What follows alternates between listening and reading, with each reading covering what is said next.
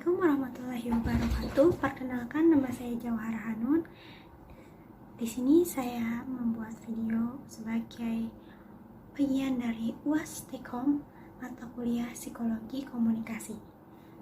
Dalam kesempatan kali ini, saya akan menyampaikan beberapa informasi terkait dengan catcalling. Sebelumnya, apa sih itu catcalling? Catcalling merupakan sebuah gangguan yang terjadi di jalanan, seperti siulan, mengatakan hal-hal yang berbau seksual, pujian iseng dan tidak sopan. Hal tersebut termasuk ke dalam pelecehan seksual secara verbal. Para pelaku akan menganggap hal tersebut adalah gurauan atau hanya iseng belaka untuk mendapatkan perhatian orang lain. Sudah banyak orang menjadi korban pelaku catcalling. Korban catcalling ini akan merasa tidak aman dan tidak nyaman ketika berada di luar rumah.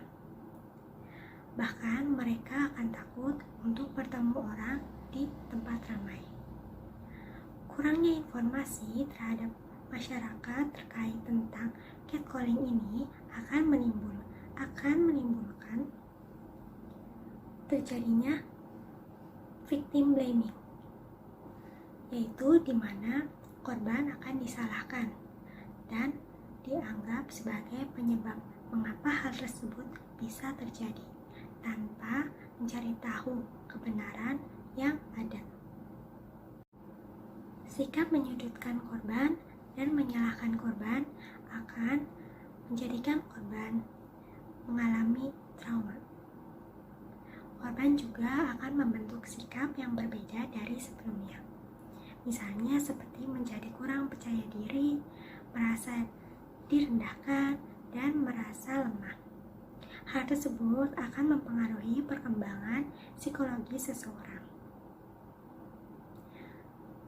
Sebagian orang ketika berada di dalam posisi sedang mengalami catcalling akan bersikap acuh atau mengabaikan para pelaku. Hal tersebut adalah sebagai bentuk melindungi diri dari pelaku kejahatan catcalling. Korban catcalling tidak hanya berasal dari kaum perempuan, tetapi catcalling ini juga bisa dialami oleh laki-laki. Catcalling ini bisa dialami oleh siapapun, kapanpun, dan dimanapun. Jika terus-menerus menganggap hal ini sebagai hal yang lumrah dan selalu diabaikan, hal tersebut akan mempengaruhi atau mendorong pelecehan seksual yang lebih parah. Juga akan memperbanyak korban yang dapat terganggu keadaan psikologisnya. Masyarakat juga harus berpikiran terbuka dan sadar akan bahayanya catcalling terhadap keadaan psikologi seseorang. Awalnya mungkin akan terasa sedikit sulit untuk mencegah dan mengurangi catcalling ini. Tetapi kita bisa memulai dari hal yang kecil terlebih dahulu. Misalnya, ketika ada seseorang di sekitar kita mengalami catcalling, kita bisa membantu dengan menegur pelaku tersebut. Adapun tindakan-tindakan yang bisa kita terapkan jika kita mengalami posisi catcalling. Yang pertama adalah menegur pelaku. Teguran keras dan sikap berani akan membuat pelaku berpikir kembali untuk melakukan catcalling pada kita.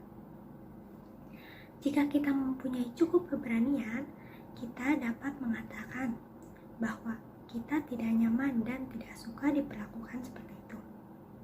Yang kedua adalah tidak tersulut emosi. Jika kita memasang ekspresi emosi terhadap catcalling, pelaku akan merasa senang dan merasa berhasil untuk mengganggu kita. Dan mereka akan terus-menerus melakukan catcalling terhadap kita. Yang ketiga adalah meninggalkan tempat kejadian.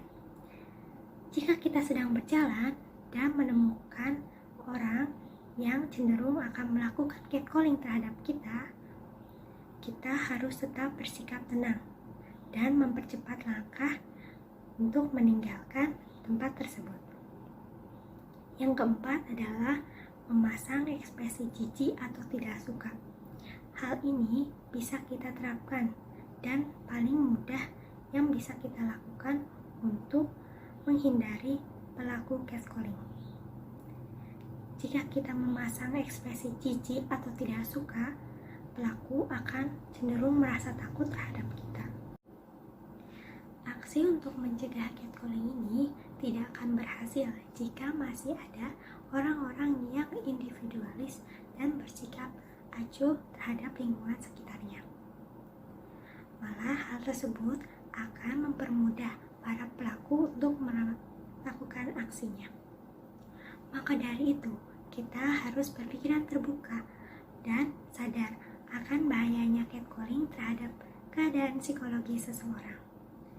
Jika kita dihadapkan pada situasi tersebut, kita harus mencoba berani untuk menegur para pelaku. Dengan bekerja sama, semuanya akan menjadi mudah.